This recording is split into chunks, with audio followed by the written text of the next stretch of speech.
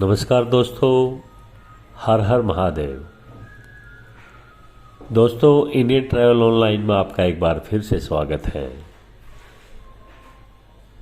बाबा शिव भक्तों की आस्था के साथ जुड़ी पवित्र श्री अमरनाथ यात्रा आधिकारिक रूप से 1 जुलाई 2023 से शुरू हुई थी। धरती का स्वर्ग कहे जाने वाली कश्मीर घाटी में स्थित श्री अमरनाथ बाबा की पवित्र गुफा, जो कि जम्मू एंड कश्मीर में है, यहाँ पर हर साल बर्फ से बनने वाले कुदरती हिम शिवलिंग की पूजा की जाती है।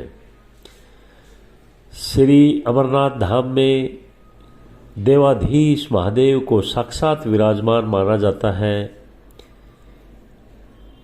बाबा हर साल श्री अमरनाथ यात्रा में अपने भक्तों को हिम शिवलिंग के रूप में दर्शन कराते हैं।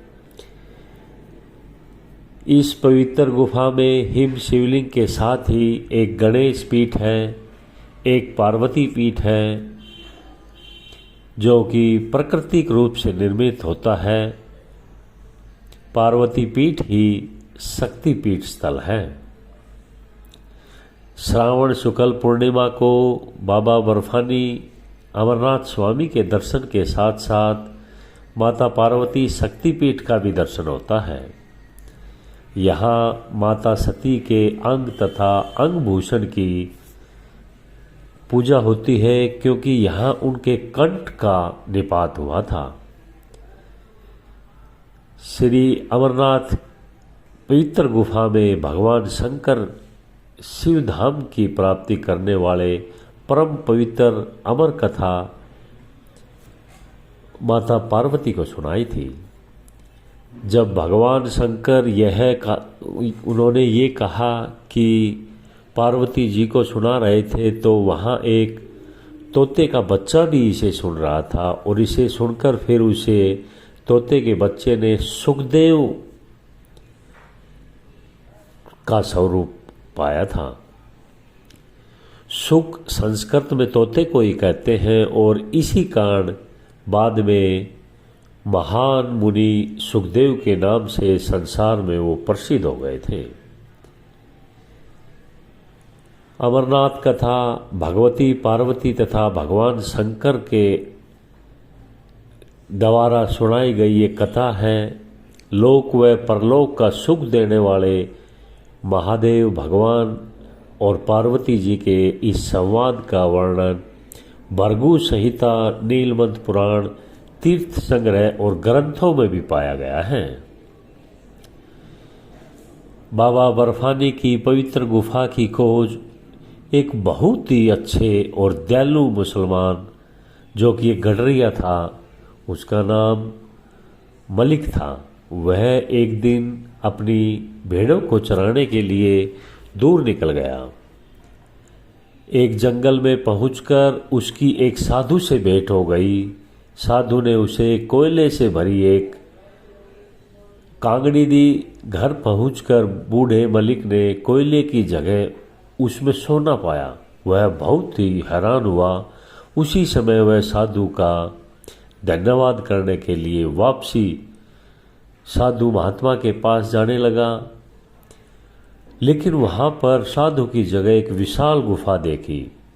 उसी दिन से यह स्थान एक तीर्थ स्थान बन गया। आज भी यात्रा पर आने वाले बाबा बर्फानी के भक्तों द्वारा चढ़ाए गए चढ़ावे का एक निश्चित हिस्सा मलिक परिवार के जो अभी के वंशज हैं उनको जाता है। एक दूसरी कथा के अनुसार कश्यप ऋषि ने कश्मीर घाटी का निष्कासन किया था जब वहाँ पर बाढ़ आ गई थी। कश्मीर घाटी उस समय एक बहुत बड़ी झील के रूप में थी। जब लोगों ने इसका ज्ञान हुआ तो वह इस शिव स्थल की तीर्थ यात्रा पर आने लगे। कश्यप ऋषि द्वारा अस्तित्व में आने के कारण से ही इस घाटी का नाम कच्छप घाटी पड़ा, जो बाद में कश्मीर घाटी के नाम से प्रसिद्ध हुआ। एक बार देवश्री नारद कैलाश पर्वत पर भगवान शंकर के स्थान पर दर्शनार्थ पधारे। भगवान शंकर उस समय वन विहार के लिए गए थे और भगवती पार्वती यहाँ विराजमान थी। पार्वती जी ने देवश्री को आसन देकर कहा, देवश्री कृपा अपने आने का कारण बताइए। महाराज बोले, देवी भगवान शंकर के गले में मुंडमाला क्यों है? भगवान शंकर के यहाँ आने पर यही प्रश्न पार्वती जी ने उनसे किया। उन्होंने कहा, जितनी बार तुम्हारा जन्म हुआ है उतनी ही मुंडमाला मैंने धारण की हुई है। पार्वती जी बोली, मेरा शरीर नाशवान है परंतु आप तो अमर हैं, इसका कारण बताएं। भगवान शंकर ने कहा, यह सब अमर कथा के कारण हुआ है। यह सुनकर माता पार्वती के हृदय में भी अमरत्व प्राप्त करने की भावना पैदा हो गई और वह भगवान शंकर से शिव कथा सुनने का जिद करने लगी। भगवान शिव ने बहुत वर्षों तक इसे टालने की कोशिश की परंतु पार्वती जी ने भी हठ पकड़ लिया। उन्होंने अमर कथा सुनाने को मजबूर होना पड़ा। अमर कथा सुनने के लिए समस्या यह थी कि कोई अन्य जीव उस कथा को न सुने, इसलिए भगवान शंकर 5 तत्वों पृथ्वी, जल, वायु, आकाश और अग्नि का परित्याग करके इस पर्वतमाला में पहुंच गए और श्री अमरनाथ गुफा में पार्वती जी को यह कहानी सुनाने लगे। गुफा की ओर जाते हुए सबसे पहले पहलगांव पहुंचे, जहां उन्होंने अपने नंदी, जो बैल को कहते हैं, उनको छोड़ दिया। फिर चंद्रबाड़ी में भगवान शिव ने अपनी जटाओं, जो बालों को बोलते हैं, उसे चंद्रमा को मुक्त किया। शेष नाग नामक झील पर पहुंचकर उन्होंने अपने गले में जितने भी सांप थे वहां पर उतार दिए। श्री गणेश जी को भी उन्होंने महागुंडस पर्वत पर छोड़ देने का फैसला किया। फिर पंचतरणी पहुंचकर शिव जी ने 5 तत्वों को त्याग दिया। सब कुछ छोड़ अंत में भगवान ने इस गुफा में प्रवेश किया और पार्वती जी को अपने मुख से ये अमर कथा सुनाई। इस यात्रा में श्रद्धालुओं को हर साल संख्या बढ़ती जा रही है। इस बार अब तक तकरीबन 4.5 लाख श्रद्धालुओं ने बाबा के दर्शन किए हैं। श्री अमरनाथ साइन बोर्ड ने यात्रा की अवधि भी अब की बार बढ़ा दी है। इस वर्ष साइन बोर्ड की यह यात्रा 1 जुलाई से लेकर 31 अगस्त तक चलेगी। अगर मौसम ठीक रहता है तो बाबा बर्फानी के दर्शन के लिए इस साल पहले से ज़्यादा भक्त आने की उम्मीद है। एक कहानी के अनुसार रक्षाबंधन की पूर्णिमा के दिन भगवान शिव स्वयं भी अमरनाथ गुफा में पधारते हैं। ऐसा मान्यता है कि चतुर्मास की प्रतिपदा को बर्फ से बना हुआ जो लिंग है उसका निर्माण स्वयं आरंभ होता है और धीरे धीरे लिंग का आकार धारण कर लेता है तथा पूर्णिमा के दिन पूरा हो जाता है, वह अगले दिन से कम होने लगता है। अमावस्या या शुक्ल पक्ष की प्रतिपदा को यह लिंग अपनी पूर्ण अदृश्य हो जाता है और इस प्रकार यह हर साल चलता रहता है।